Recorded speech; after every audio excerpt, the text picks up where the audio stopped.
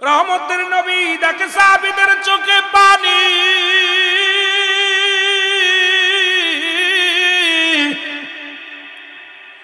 আল্লাহর নবী ডাকতে বলে, সাহাবীরা তোমরা কেন কান্দো?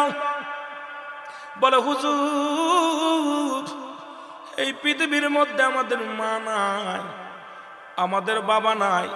এই ওয়াজটা যদি আগে শুনতাম, ইয়া রাসূলুল্লাহ, ইয়া হাবিবাল্লাহ। আজ 1 মাস হয়ে গেল আব্বা নাই, 15 দিন হয়ে গেল মা নাই, বছর পুরে গেল আব্বা মা দুজনের একজনও নাই, 1 সপ্তাহ হয়ে গেল আব্বা মা দুজনই বিদায় নিছে, আমরা বড় একাকার হয়ে গেছি। ইয়া রাসূলুল্লাহ, ইয়া হাবিবাল্লাহ, আজকে আমাদের আব্বা নাই মা নাই। আমার নবী কান্দার বলে, সাহাবীরা রে তোরা কি আমার মতো এতিম?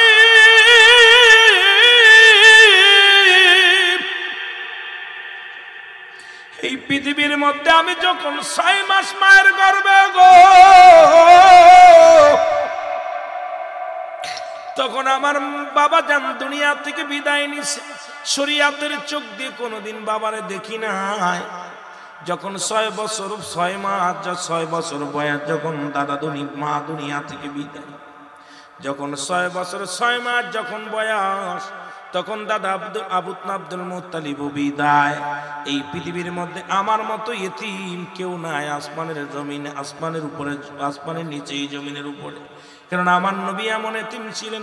আল্লাহ বলে, আলাম ইয়াজিদকা ইয়াতীমান ফা। আল্লাহু আকবার। আল্লাহ বলেন, হাবিব আপনাকে আমি ইতিম বানাইলাম। কেমন ইতিম? এই দুনিয়ার মধ্যে গো জীবনে কোনদিন বাবারে শরীয়তের চোখ দিয়ে দেখে নাই। সাহাবীরা কান্দে, আমার আল্লাহ ডাকতে বলে, জিবরিল ধরে দাও, আমার নবীরে বলে আসুন যাদের আব্বা নাই, যাদের মা নাই, তাদের জন্য আমি আল্লাহ একটা দোয়া শিখিয়ে দিলাম। তাড়াতাড়ি যায় বলো, রব্বির রহমহুমা কামা রব্বায়ানি সগীরা। জোরে জোরে চিল্লায় বলেন, রব্বির রহমহুমা কামা রব্বায়ানি সগীরা। জোরে জোরে চিল্লায় বলা যাবে না মারহাবা।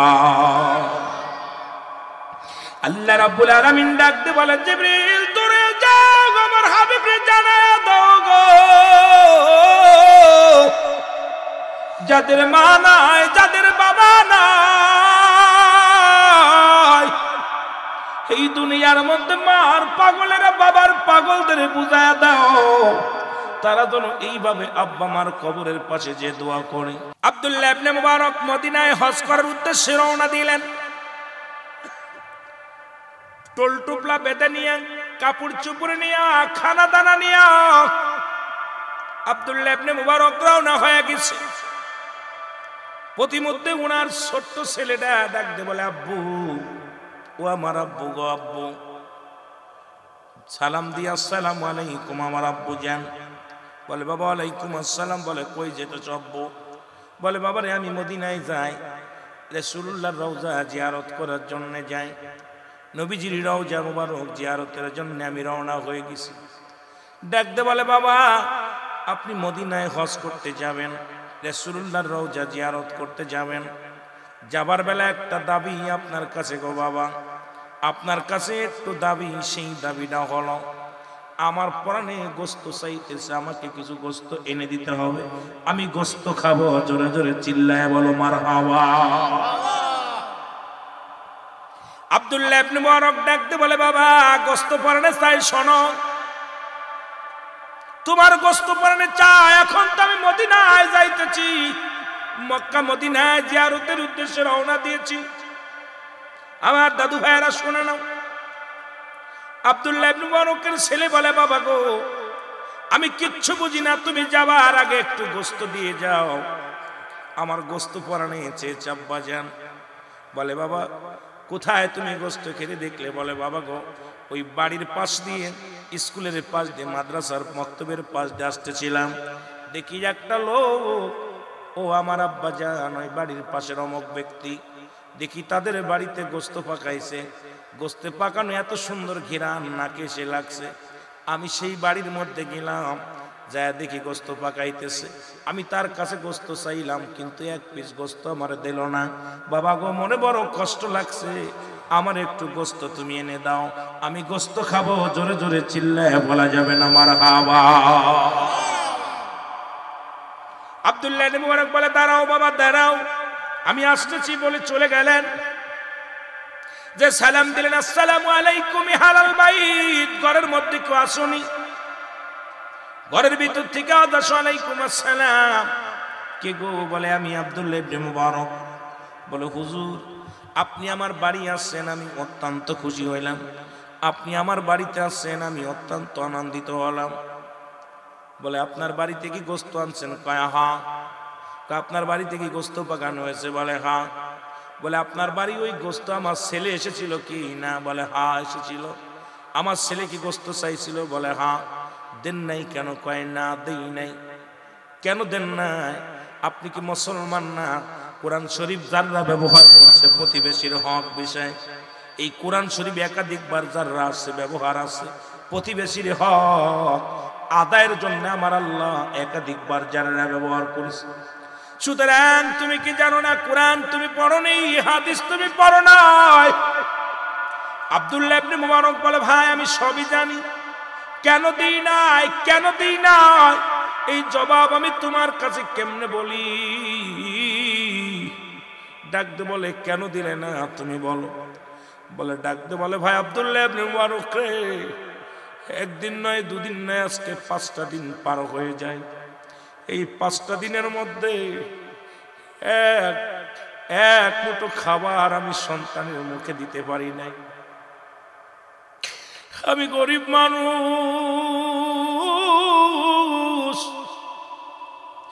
প্রতিদিন আমি কাজের সন্ধানে সকাল হলে বাড়ি থেকে বাইর হয়ে যাই, বেলা চলে যায়, কোনো কাজ পাই না রে, কোনো কাজও পাই না, সন্তানের জন্য খাবারও কিনে আনতে পারি না। আমার 5 জন সন্তান অনাহারে। আমি আব্বাজান, ও দুনিয়ার মুসলমান শুনে না, আমি পিতা হইয়া সন্তানের মুখে খাবার দিতে পারি না, বড় কষ্টের মধ্যে আছে। সন্তানেরা ক্ষুধার যন্ত্রণায় কান্দে। আজকে যখন বাজারে যাইতেছিলাম গো, ছোট ছেলেটা ডাকতে বলে, আব্বু ক্ষুধার যন্ত্রণা সহ্য করতে পারি না, আর সহ্য করতে পারি না বাবা, আজকে যদি আমাদের জন্য খাবার না নিয়ে আসো, না খেয়ে মারা যাবো গো, আর কটা দিন না খেয়ে থাকবো, ঘরের ভিতরে একটু পানিও নাই, খাবারও ব্যবস্থা নেই গো আমার আব্বাজান, আজকে আপনি খাবার আনবেন, না হয় আমরা বাঁচবো না। আমি প্রতিদিনের ন্যায় বাজারে চলে গেলাম, ব্যাগ নিয়ে চলে গেলাম, মানুষের দ্বারে দ্বারে ঘুরলাম, কেউ আমার কাজ দিল না। এই মহল্লার মধ্যে কেউ আমার একটা কাজে নিল না। সন্ধ্যা লেগে আসলো, আমি বাড়ির দিকে আসবো, সন্তানের কান্নার আওয়াজ। ও মুসলমান শুনে নাও, পৃথিবীর মধ্যে পিতামাতা যে সন্তানদের কত ভালোবাসে, যেদিন তোমরা ছেলে হও তোমাদেরও সন্তান হবে রে মুসলমান শুনে নাও, সেদিন বুঝবা পৃথিবীর মধ্যে সন্তানকে কত ভালোবেসেছিল তোমার আব্বা মা, তোমাদেরকে কত ভালোবেসেছিল আব্বা মা। এটা প্রথম বুঝবা না, যখন সন্তান তোমাদের হবে তখন বুঝবা, এখন বুঝি না। মনে করি বাবা মা আমাদের ঘাড়ের বোঝা, বাবা মা আমাদের কাছে বড় বোঝা হয়ে গেছে, বাবা বোঝা হয়ে গেছে, মা বোঝা হয়ে গেছে। আবার নবী ডাকতে বলে, সাহাবীরা রে, ও উম্মতিরা শোনো, তাদের পিতা মাতা যখন বুড়া হয়ে যায়, খবরদার তাদের বুড়া বলবি না, বুড়া বলবি না। ও যুবক বাবারা শোনো, বুড়ি বলবি না, পিতা মাতারে কষ্ট দিবি না, ও শব্দ করতে দিবি না। নবী বলছে, সাহাবীরা রে, তোমরা কেউ কি কবুল হজের সওয়াব পাইতে চাও? তোমাদের বাড়িতে যাদের বাবা মা জিন্দা আছে বাড়ি যে সালাম দিবা, আসসালামু আলাইকুম বাবা, আসসালামু আলাইকুম মা। তোমার আমলনামায় একটা কবুল হজের সব লেখা হয়ে যাবে। জোরে বলেন মারহাবা। সাহাবীরা কান্দে, অনেকের আব্বা নাই মা নাই। রহমতের নবী দেখে সাহাবীদের চোখে পানি।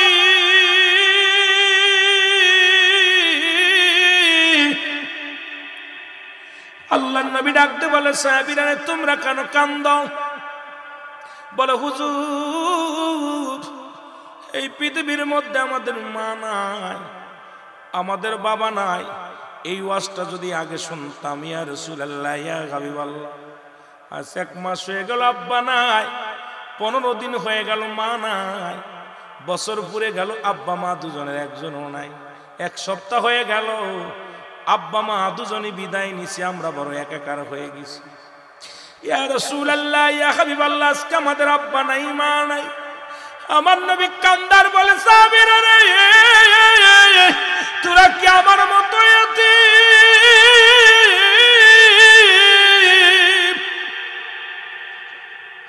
এই পৃথিবীর মধ্যে আমি যখন 6 মাস মায়ের গর্ভে গো,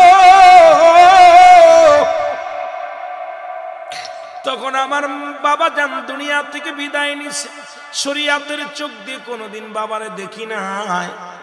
যখন 6 বছর 6 মাস 6 বছর বয়স, যখন দাদা মা দুনিয়া থেকে বিদায়, যখন 6 বছর 6 মাস যখন বয়স, তখন দাদা আব্দুল মুত্তালিব বিদায়।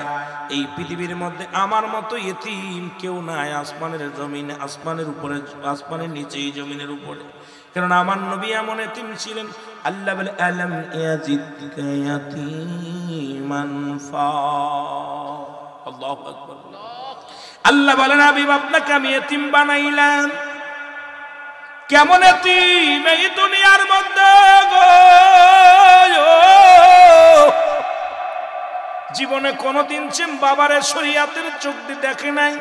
সাহাবীরা কান্দে, আমার আল্লাহ ডাকতে বলে, জিবরিল ধরে দাও, আমার নবীরে বলে আসুন যাদের আব্বা নাই, যাদের মা নাই, তাদের জন্য আমি আল্লাহ একটা দোয়া শিখিয়ে দিলাম। তাড়াতাড়ি যায় বলো, রব্বির রহমহুমা কামা রব্বায়ানি সগীরা। জোরে জোরে চিল্লায় বলেন, রব্বির রহমহুমা কামা রব্বায়ানি সগীরা। জোরে জোরে চিল্লায় বলা যাবে না মারহাবা। আল্লাহ রাব্বুল আলামিন ডাকতে বলে, জিবরিল দূরে যাও, আমার হাবিবরে জানায়া দাও গো, যাদের মা নাই, যাদের বাবা নাই, এই দুনিয়ার মধ্যে মার পাগলেরা বাবার পাগলদের বুঝায়া দাও, তারা যেন এইভাবে আব্বা মার কবরের পাশে যে দোয়া করে, তারা যেন 2টি হাত উঠাইয়া দিয়ে বলে, আমার রব, এ আমার প্রতিপালক, কে আমার আল্লাহ, আমাদের সগীরা গুনাহগুলো মাফ করে দাও, কবিরা গুনাহগুলো মাফ করে দাও, জানা গুনাহগুলো মাফ করে দাও, জানা গুনাহগুলো মাফ করে দাও। যেমনি ভাবে আমাদের পিতামাতা আমাদেরকে লালন পালন করেছে, তুমি আমার পিতামাতাকে তুমি রহমতের কোলে তুলে নাও। আল্লাহ, ও আমার আল্লাহ, একটু জোরে জোরে চিল্লায় বলা যাবে না আল্লাহু আকবার? একটু মহব্বতে চিল্লায় বলা যাবে না আল্লাহু আকবার? মহব্বতে দুরূদ শরীফ পড়েন, আল্লাহুম্মা জোরে।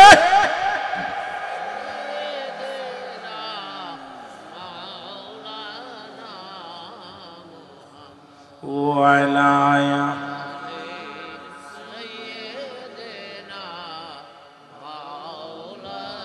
ওরে আজ না হয় কাল তুমি যাইবা কবরে, মরার পরে দেখবে চেয়ে গো, তোমার সবই রইল পড়ে মরার পরে।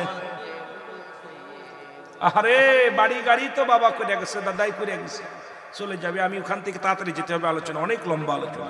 ওরে আজ না হয় কাল তুমি যাইবা কবরে, আজ না হয় কাল তুমি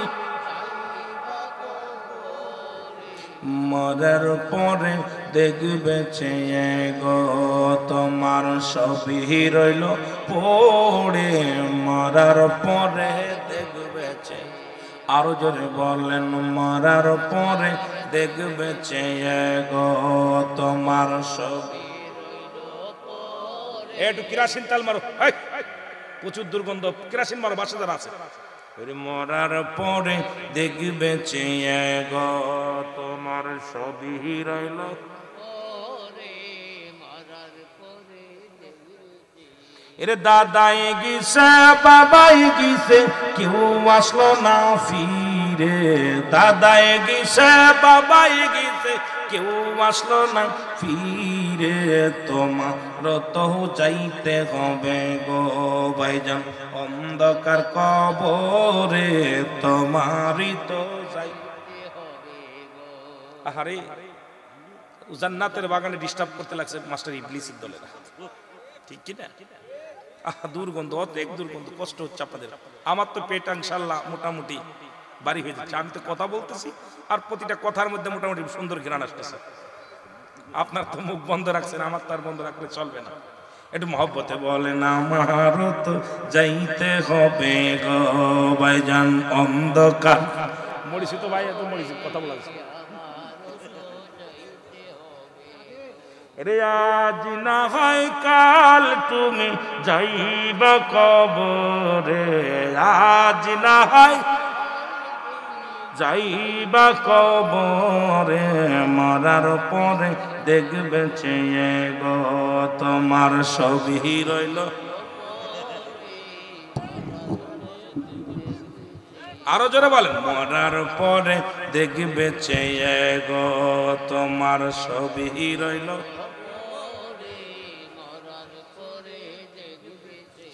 এর দাদাই গেছে বাবাই গেছে কেউ আইলো না ফিরে, দাদাই গেছে বাবাই গেছে কেউ আইলো না ফিরে, তোমার তো যাইতে হবে গো ভাইজান অন্ধকার কবরে। এ দুনিয়ার মুসলমান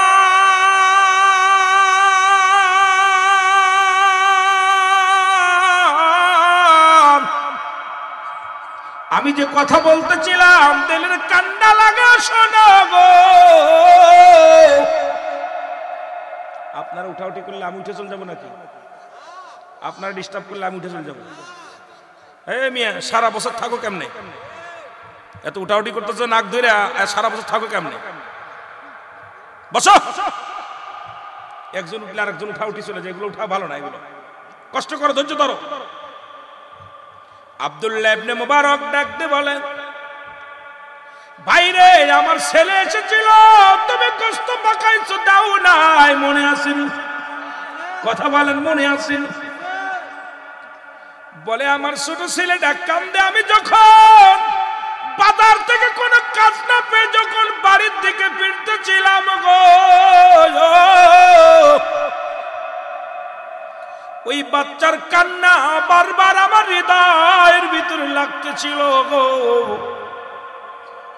অনেক ভ্যান চালক আছে, রিক্সা চালক আছে, দিন মজুরি আছে, বাড়ি থেকে যাওয়ার সময় সন্তান কাব্য আমাদের জন্য মজা আনবা, বাজার করে আর টাকা ফুরাইয়া গেছে, মজা আনতে পারে না, দুইটা লজেন কিনে পকেটে থুয়ে দেয়, বাড়ি এসে সন্তানের দেয়, সন্তান কাব্য গো তুমি লজেন আনছো, ইডাই পেয়ে খুশি হয়ে যায়, দেখে বাবা এক কাপ চা খাইতে পারে না অভাবের যন্ত্রণায়, কিন্তু সন্তানের জন্য 5 টাকা দিয়া মজা কিনে পকেটে থুইয়া দেয়, কারণ ওই সন্তানের মুখের হাসি যখন ফোটে গো, ওই বাবার কলিজাটা ঠান্ডা হয়ে যায়। জোরে বলেন ঠিক কিনা? কত বাবারে দেখছি, রিক্সা চালক, ভ্যান চালক, অটো চালক, দেখি মজা কিনা থুয়ে দেয়, কই চাচা কি করতে কিনছো? একটা বাচ্চা আছে ভাই, বাড়ি গেলেই তো চাইবো, কিন্তু দেখা যায় সারাদিন একটা পান কিনে খায় না, এমন সারাদিন পরে একটা চা খায় না, কষ্ট করে সংসারের হাল বাইতেছে, আসার সময় সন্তানের জন্য এই মজাগুলো কিনেছে। ওই সন্তান যখন আব্বু বলে ডাক দেয় সারাদিনের ক্লান্ত দূর হয়ে যায়, জোরে বলেন ঠিক কিনা?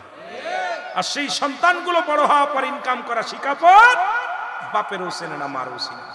তখন বাবা মা যদি মনটা মলিন হয়ে যায়, আল্লাহর কসম তোর দুনিয়া আখিরাত দুটাই হারায় ফেলবে, জোরে বলেন ঠিক কিনা? আমার ভাইরা, আমার বন্ধুরা, এমন আব্দুল্লাহ ইবনে মুবারক ডাকতে বলে, ভাই তারপরে কি বলো গো? বলে আমার এই সন্তানের কান্না আমি সইতে পারি না। আমি যখন ফিরে আসতেছিলাম কোনো কাজ পাই নাই, 5টা দিন অনাহারে সন্তানগুলো খাবার জুটাইতে পারি না। এক মন চায় আমি দুনিয়া থেকে বিদায় হয়ে যায়, আবার বলি আল্লাহ আমি অপরাধী গো, আমার সন্তানদের জন্য খাবার জুটাইতে পারি না, আমার মতো অপদার্থ আর দুনিয়ার মধ্যে কে আছে আল্লাহ? আমি যখন আসতেছিলাম রে, দেখি একটা মরা গরু পড়ে আছে, কুকুর শিয়ালে খানা খায়। আমি কুকুর শিয়াল গুলো খেদায়া দিয়া তারাইয়া ওই মরা গরুর গোস্ত একটু কেটে আনিয়া ওই মরা গরুর গোস্ত আমি পাকাইছি আমার সন্তানদের জন্য। ওই মরা গরুর গোস্ত রান্না করে আমার সন্তানদের খাবার দিছি। এ ভাই মুবারক, আমার সন্তানেরা 5টা দিন অনাহারে আছে, এই জন্য আমি তাদের জন্য মরা গরুর গোস্ত কেটে এনে খাওয়াইতেছি। আপনি একজন কামেল মানুষ, ভালো মানুষ, আপনার সন্তানকে আমি এই জন্য দিই নাই, এর জন্য যদি অপরাধ হয়ে যায় আমাকে আপনি ক্ষমা করবেন। আব্দুল্লাহ ইবনে মুবারক কয়, ভাই দাঁড়াও, আমি বড় অপরাধী রে, আমি বড় গুনাহগার। আমি প্রতি বছর মক্কা মদিনায় হজ করতে যাই, অথচ আমার বাড়ির পাশের একজন 5 দিন অনাহারে আছে, খাবার নাই রে। আর আমি মুবারক প্রতিনিয়ত মদিনায় হজ করতে যাই, অথচ বাড়ির পাশের মানুষের আমি খবর নিতে পারি নাই। প্রতিবেশী না খেয়ে আছে, আল্লাহ তোমার দরবারে কি জবাব দিব? দৌড়ে গেছে বাড়ি, যা বিবিরে ডাক দে, কয় বিবিরে আমি এবছরের মক্কা মদিনায় হজ করতে যাব না, বিবিরে জলদি করে হজের সমাগম যা আছে এগুলো আমারে গুছায়া দাও, সরঞ্জানি যা আছে গুছায়া দাও। নিয়ে চলে আসলেন মুবারক, ধরে এসে বলে, ভাই এই নাও টাকা নাও, এই নাও চাউল নাও, ডাউল নাও, এই নাও টাকাগুলো নাও, তুমি মালাও, গোস্ত কিনে আনো, তরকারি কিনে আনো, মাছ কিনে আনো, তোমার সন্তানদের তৃপ্তি সহকারে খাওয়াও, রান্না করে খাওয়াও। এর খাবার দিয়ে চলে গেলেন। এই বছরের আব্দুল্লাহ ইবনে মুবারক মদিনায় গেলেন না, হজ করতে গেলেন না। 45 দিন পরে হাজী ভাইরা সবাই যখন ফিরে আসলেন, সবাই মুবারকের বাড়ি ফিরে আসলেন। এসে বলে, ভাই মুবারক আপনি এবার আমাদের সঙ্গে এরকম করলেন কেন? কয় কি? কয় একই তাঁবুর মধ্যে নামাজ পড়লাম, আপনি কবের ফ্লাইটে আসলেন, কখন চলে আসলেন? ও কয় একই তাব, একসাথে তওয়াফ করলাম, একসাথে রাসূলুল্লাহর রওজা জিয়ারত করলাম, আপনি কবে আসছেন বলেন? আব্দুল্লাহ ইবনে মুবারক বলে, ভাই আল্লাহর কসম করে বলি এই বছর আমি মদিনায় যাই নাই, এই বছর আমি মক্কা মদিনায় হজ করতে যাই নাই। আপনারা কারে দেখছেন? বলে এক মিথ্যা বলো না, একই তাঁবুর মধ্যে ঘুমাইলাম, এই 45 দিন একই জায়গা ছিলাম, একই সাথে তওয়াফ করলাম, একই সাথে ঘোরাঘুরি করলাম, তুমি বলো এবছরে যাই নাই।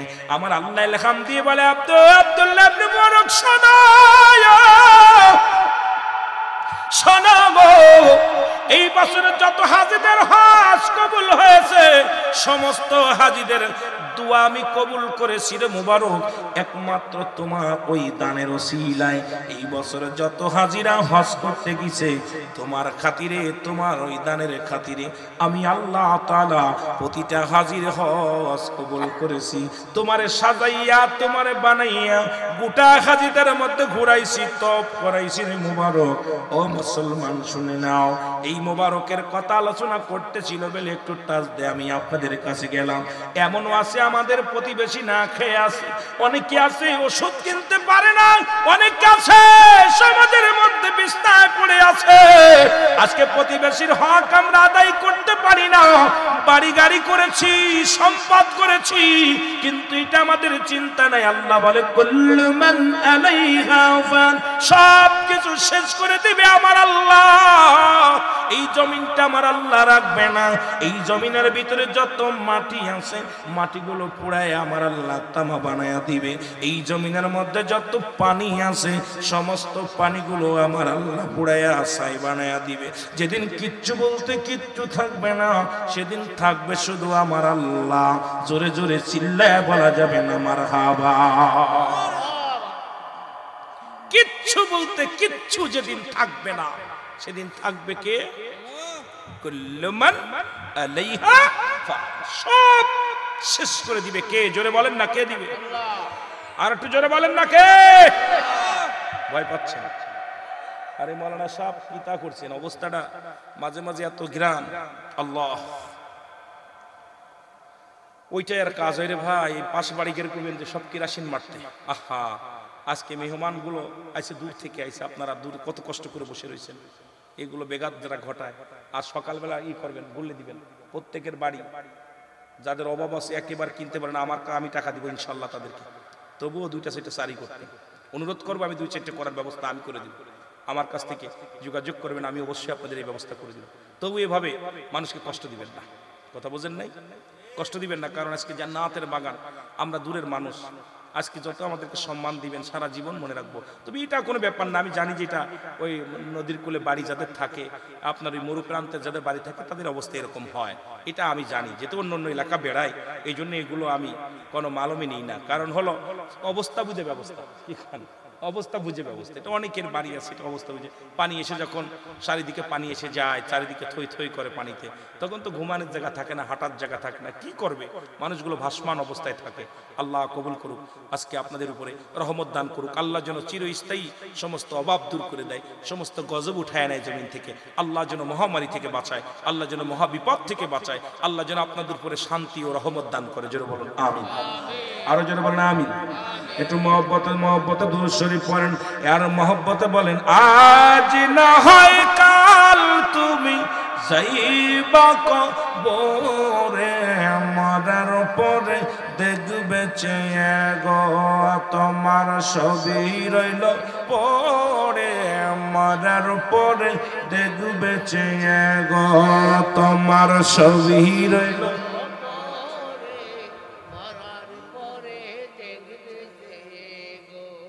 মনে আপনাদের এলাকায় কেউ মরে নাই, কেউ দেখেনি নাই, মরা লাশ দেখছেন? এ মুসলমান, গভীর মনোযোগ যে কথা বলতেছিলাম, মানুষের প্রথম বিপদ হলো মানুষের মরণ। 2 নাম্বার বিপদ হলো কবর।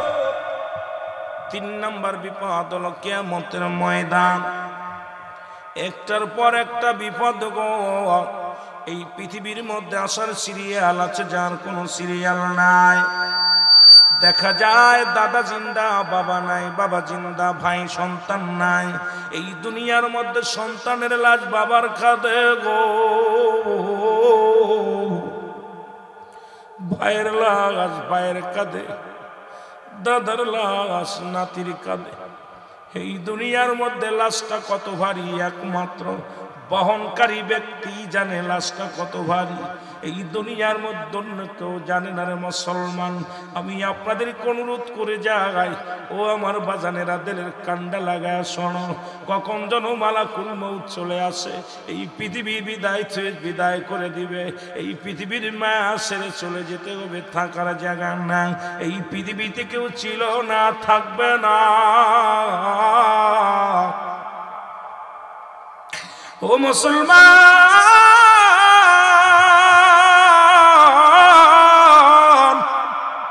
মুফতি আমজাদ আলী সাহেব একটা কিতাব লেখলো গো, কিতাবের নাম বাহারে শরিয়াত।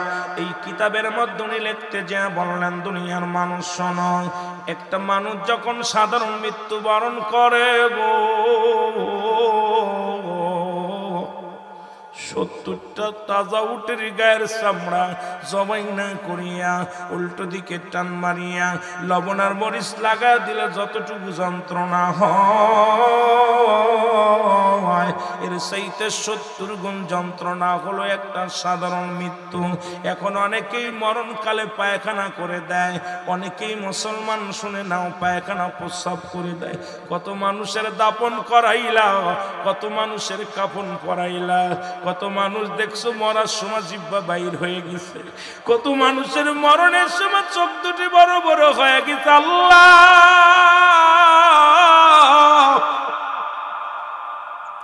কত মানুষ মরণের সময় পায়খানা করে দেয়, প্রস্রাব করে দেয় রে। ও মুসলমান, দিলের কান্ডা লাগা শুনে না, আরে মরণ।